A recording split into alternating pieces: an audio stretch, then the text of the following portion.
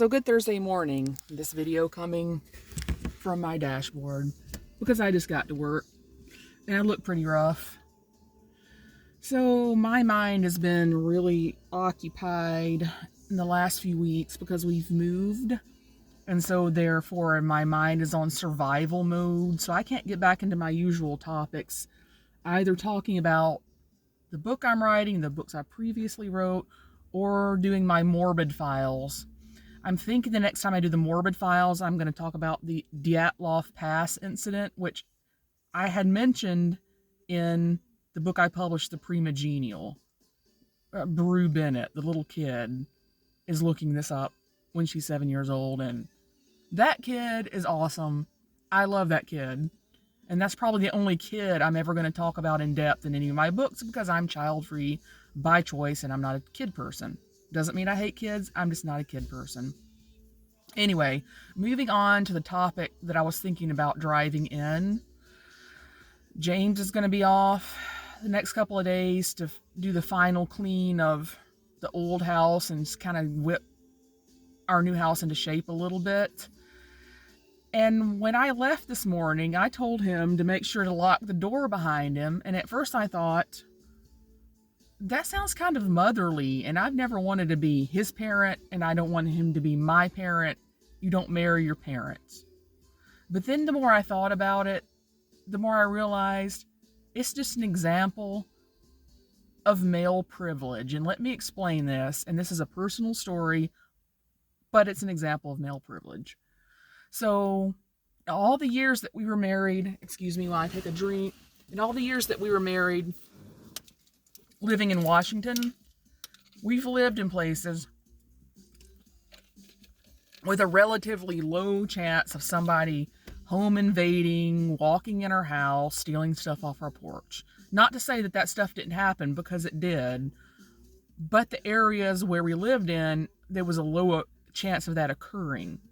Now we live off of a major highway, about one block off a major highway in Parkland, and we live on a street which has a gas station. So there's constantly people walking up and down the street to go to the gas station. And it's also a major street for homeless people, because if they can get a couple of bucks, they go in the gas station, get whatever they need. So there's people walking up and down that street all day long. And I noticed when we were moving into the new house that James,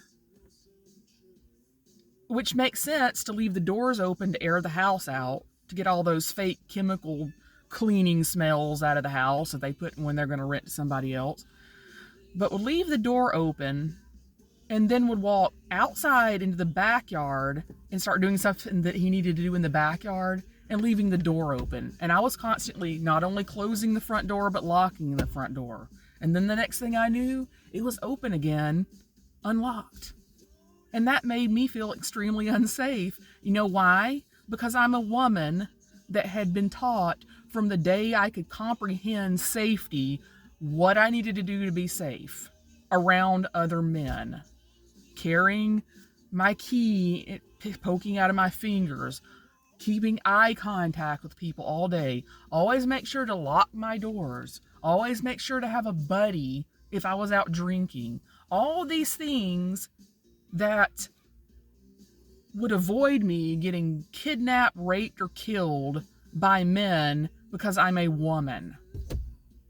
And no, this stuff doesn't happen all day, every day, but it happens because all these safety procedures did not come out of magic.